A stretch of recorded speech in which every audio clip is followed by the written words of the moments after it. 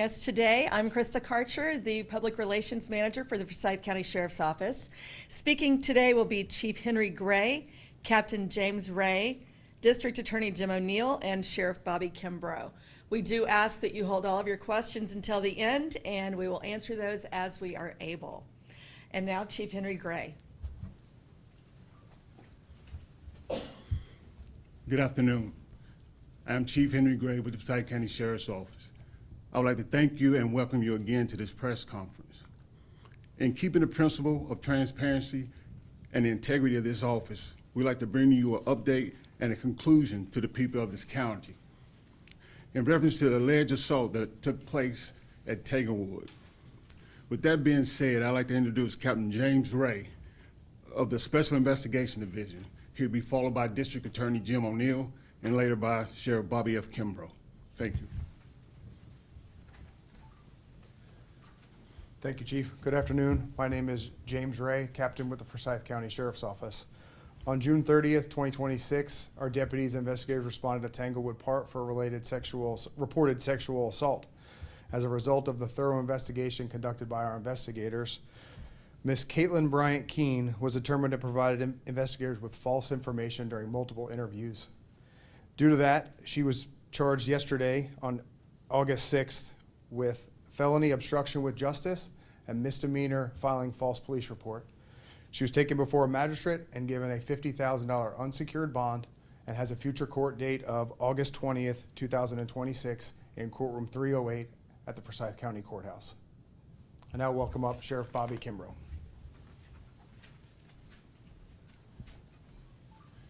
First of all, I want to thank you all for being here.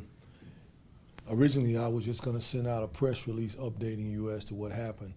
But I felt that in our true transparency, we need to share with the community and put this to rest because, first of all, I want to apologize for the misstatements that were told by her to the community, the terror that was created by this alleged incident. And I wanted to share with the community because I felt that the community should know what happened, that it did not happen. After several interviews, technological discoveries, as well as DNA results, this did not happen. The next thing I wanted to share with the people of this community is that as a result of this, the Forsyth County Sheriff's Office spent 1,100 hours of man hours on this investigation. Not only man hours, we spent overtime hours on this. In addition to that, we spent another $4,000 for DNA and other issues for a grand total of $46,209.88. And I wanted to share with the community because we take all reports serious and we will always do our best to bring everything to a conclusion. And so I wanted to let the community know that there is no need to worry.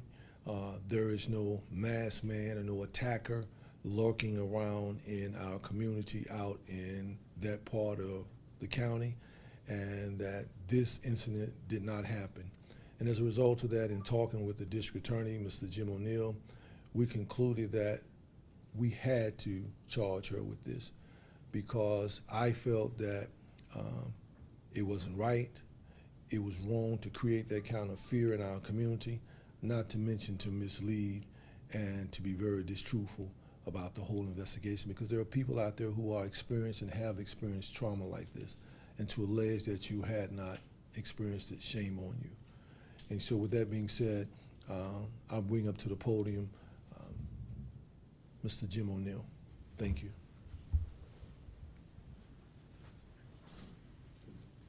Thank you, Sheriff. I'm Jim O'Neill. I'm the Forsyth County District Attorney. When Sheriff Kimbrough and his staff came to me, they shared what they had found as a result of their investigation. We talked about possible and potential charges in this case.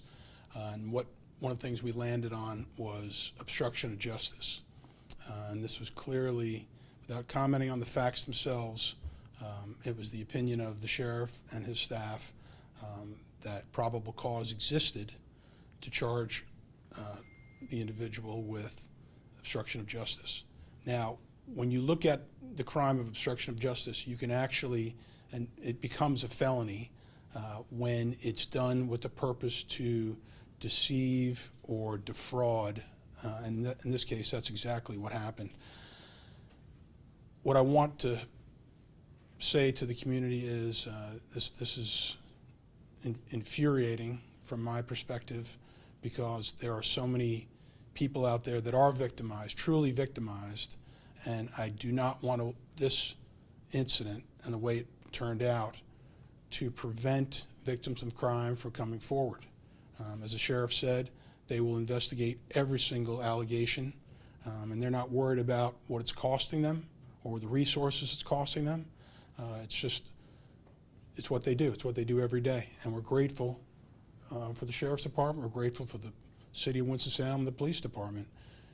But to the victims out there, please do not let this intimidate you. Do not let this prevent you from coming forward. We will talk to you, and we will have pros investigate these cases. And to the individuals out there that have become suspects during the course of these allegations, it's very, very unfortunate. I am glad that we are at a position and a place today in cooperation with the sheriff's investigators to bring this to a point where charges were presented to an independent magistrate, and the magistrate found that probable cause did in fact exist to charge this individual with felony obstruction of justice. Thank you.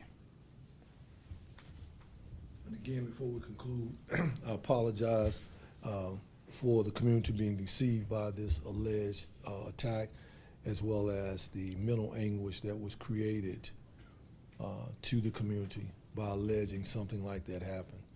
So without any delay, I'll answer a few questions, and we want to put this to bed. Yes, sir. Thanks, Sheriff Kimbrough, for your time today. First question is, was there a particular motive that was determined for this woman to fabricate this entire incident and again prolong this investigation?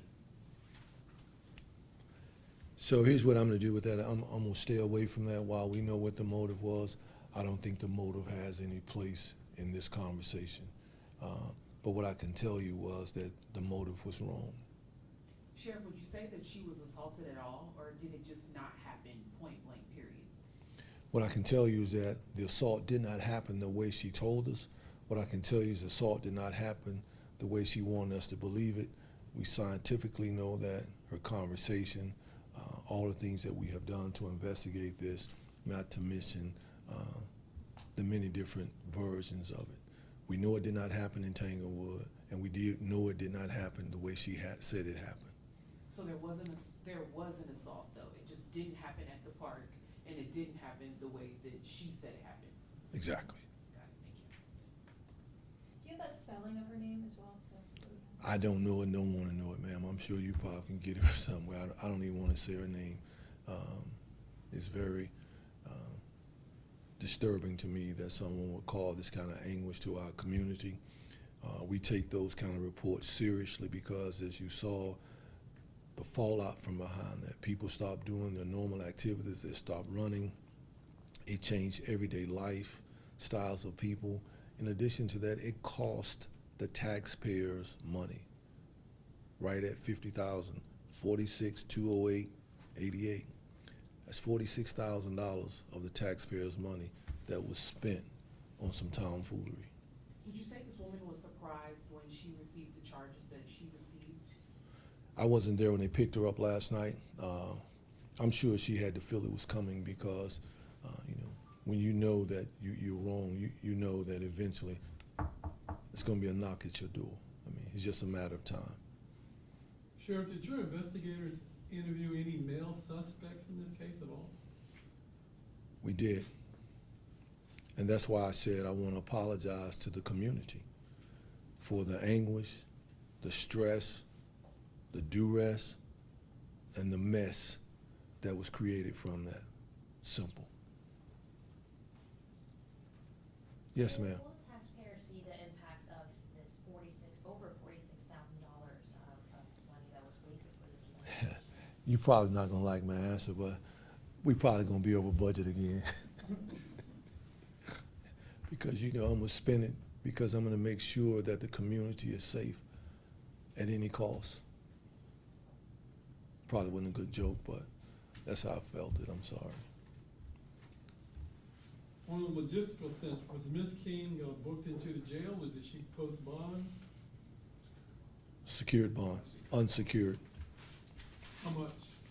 50,000. The North Carolina court system portal is down right now. Any chance we could get the sheriff's office to provide the arrest warrant and maybe a booking photo? I'll be glad to do that for you. Matter of fact, I think the public should have a booking photo. Are you investigating the individual who assaulted her at all, even though it didn't take place at the park or the way she said it was? So what I would tell you is that that's a whole nother conversation that is separate from this one. So with that, I'll stay away from that. What we wanted you to know, what we wanted the public to know, what we want our community to know is that this did not happen as it was alleged. The story was fabricated, which caused a lot of anguish to the community. A lot of people were upset about it. And so we wanted you all to know, rather than just sending out a press release, I felt that in the spirit of transparency, that we stand here and we share with the community what we know to be factual, what we know did not happen, so that the people can put that to bed and go back to their normal routine, whether it's running or jogging or walking through the park, to know that there's no guy out there in the community lurking around the corner in the park.